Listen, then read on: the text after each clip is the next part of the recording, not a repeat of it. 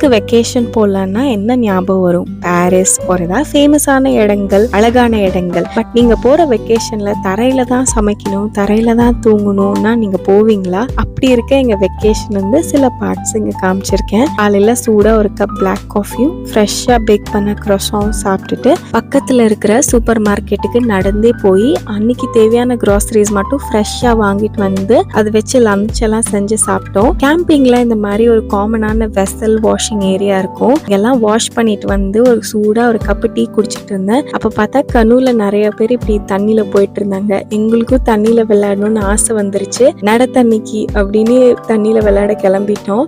European வெக்கேஷன்னா சில times இப்படிதான் சிம்பிளாகவும் சாட்டிஸ்ஃபைங்கா இருக்கும். நிறைய இடங்கள் பார்க்கறது மட்டும் கிடையாது, பிடிச்ச நேரத்துல பிடிச்சவங்களோட செய்யலாம். இந்த மாதிரி ஒரு டைப் ஆஃப் வெக்கேஷனை நீங்க ட்ரை பண்ணுவீங்களான்னு சொல்லுங்க.